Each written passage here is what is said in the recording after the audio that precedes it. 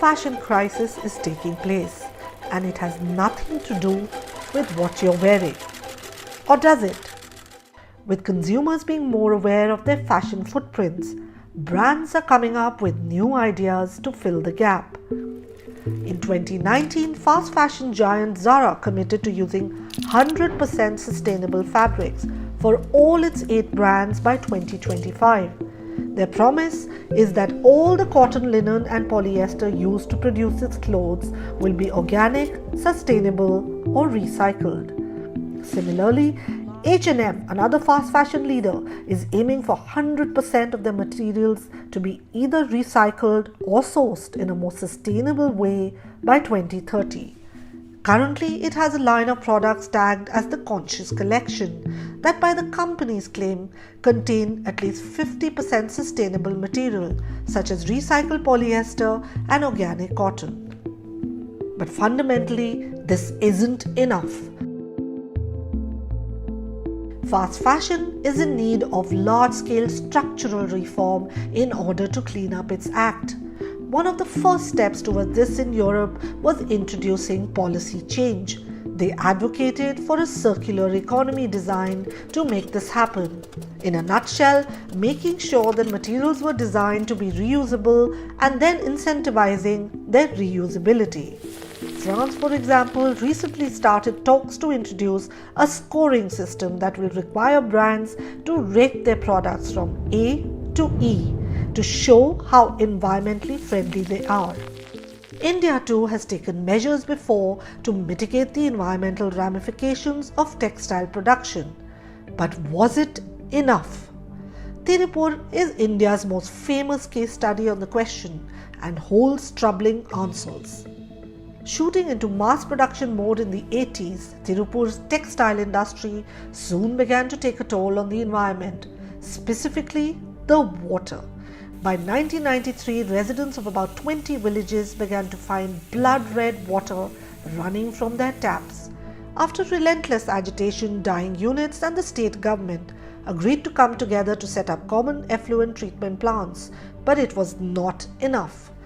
The factories which had promised to install the effluent treatment plants did not actually put them in action, with reasons ranging from laying down pipelines in the city's crowded streets to government inaction.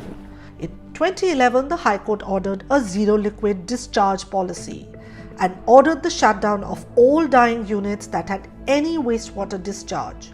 And yet, 6 years later, Tiruppur was in the news again, this time because the Noyal River was frothing with foam. Activists alleged that the industry would secretly discharge its effluents every time it rained, assuming that the high flow of the river would dilute the waste and hide its actions. Farmers said that plants also released waste under the cover of night. Tiruppur is trying and failing because of shoddy implementation of expensive technological solutions, with each player passing the buck to the next. A study found that some of the factors inhibiting Indian textile firms from embracing sustainability came down to 3 things: the absence of regulations and policies towards implementation of environment-friendly practices by government bodies, the lack of requisite skills and capacities, and most importantly, money. While many new techniques for the decolorization of water were designed, often ran into a wall when it came to practicality, high cost, low efficiency, and inapplicable to treat a wide range of chemicals in a large body of water. But there are new technologies which could hold promise for the industry. One such is called bioremediation, a technique which uses organic material like bacteria and fungi to transform contaminants into harmless or less toxic substances. The novel technique has potential for scale, being cost-effective and environmentally clean. Microbes can be used to decolorize complex dyes with a non-toxic process, with the dye either being absorbed or decomposed completely through biodegradation. The white rot fungi can remove pigments and phenols, and one microbial consortium called PDW actually reduced color from textile effluents by 76% in just 3 days. It's not just water.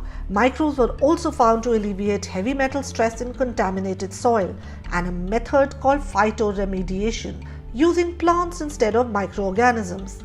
This was found to be effective in remediating salt-affected soil. In Hong Kong, a researcher named Carol Lin found a way to recycle polycotton fabric by feeding it to fungi. The fungi broke down the cotton into syrup, and the remaining polyester could be recycled. H&M is now working with Lin to see how this process could help their recycling. Fabrics are now also being designed to be made out of sour milk proteins, algae, banana, and eucalyptus. But is this scalable enough to be an effective solution? In India, even after costs can be addressed, other issues persist: a lack of awareness, a fear of new technologies being risky, and the knowledge that enforcement is weak. In all this, the demand for fast fashion continues at an all-time high, and short-term profit trumps long-term sustainability. Some brands are pushing back against the idea and embracing slow fashion, producing clothes that last with fewer new lines. Brands like No Nasties, Hemkari, and Increscent keep production schedules short and batch collections small, with sustainability being the first priority in design. For instance, Doodle Age works with eco-friendly materials such as corn fabric, banana fabric, and discarded textile from large manufacturers, greatly reducing water consumption, not just in the production chain, but despite being an environmentally sustainable option, what stops consumers from turning to such independent brands is the exorbitant pricing. On an average, a clothing item from a small, sustainable brand can cost 2 to 5 times more than something from a fast fashion brand. The cheapest plain white t-shirt costs about 3,200 compared to 400 at H&M. As such, putting the onus of sustainability on consumers is fundamentally problematic. Individual choices have not led to the problem we have today and will not be the solution. Coincidentally, this deception also turns out to be very convenient for large corporations.